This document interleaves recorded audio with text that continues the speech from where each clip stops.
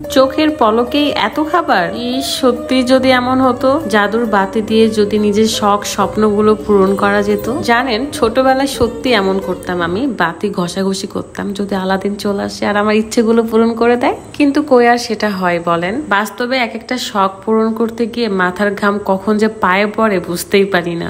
আসসালামু আলাইকুম, কেমন আছেন সবাই? আজকের ভিডিওটা একটু ভিন্ন, কারণ ঢাকা শহরের মধ্যে এমন একটা গ্রামীণ পরিবেশ, বলা যেতে পারে সাজেকের মতো একটা ফিল দেয়। তার মধ্যে আজকে আমি সেই ছোটবেলা দেখার স্বপ্ন, মানে বাতি ঘষাঘষি করে আলাদিন এসে আমার ইচ্ছে পূরণ করবে, সেই স্বপ্নটা পূরণ হতে যাচ্ছে।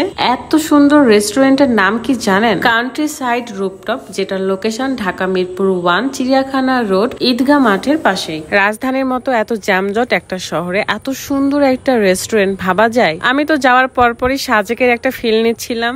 অসাধারণ একটা জায়গা, গেলেই যেন মনটা ভালো হয়ে যায়। ঈদগাহ মাঠের পাশে স্বপ্ন এবং চিলক্স বিল্ডিং এর একদমই উপরে রেস্টুরেন্টটা। সুন্দর সুন্দর ফুল গাছ দিয়ে সাজানো ছিল, মনে হচ্ছে কোন এক জগতে চলে এসেছি। যাই হোক, ডেকোরেশন তো দেখে ফেললাম, এখন দেখবো খাওয়া দাওয়া কেমন। ট্রাস্ট মি গাইস, রিজনেবল প্রাইজে এত মজার মজার খাবার ছিল।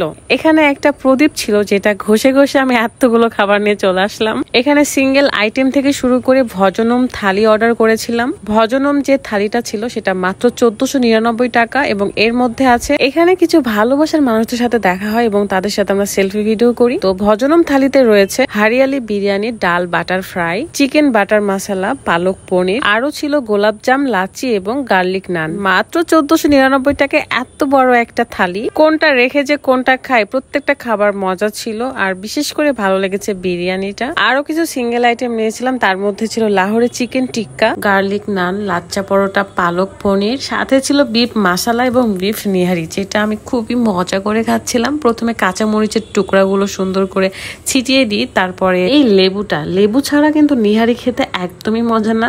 সাথে একটু চাটনিও দিয়ে নিচ্ছিলাম, তারপরে মিক্সড করে মজা করে খেয়েছি। এবং এটা যদি রুটি দিয়ে কিংবা পরোটা দিয়ে খাওয়া যায় তাহলে আরো বেশি ভালো লাগে।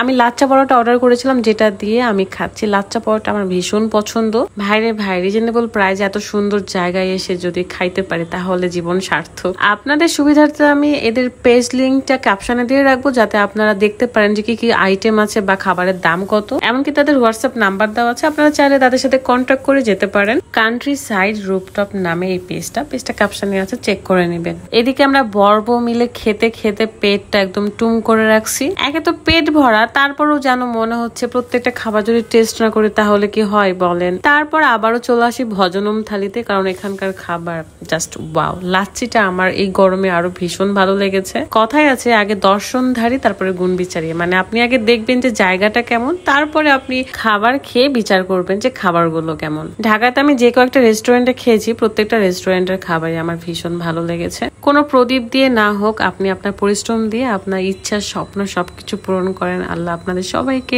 ভালো রাখুক, সব বিপদ আপদ থেকে দূরে রাখুক। সবাই ভালো থাকবেন, সুস্থ থাকবেন, আমাদের জন্য দোয়া করবেন। আল্লাহ হাফেজ, আসসালামু আলাইকুম।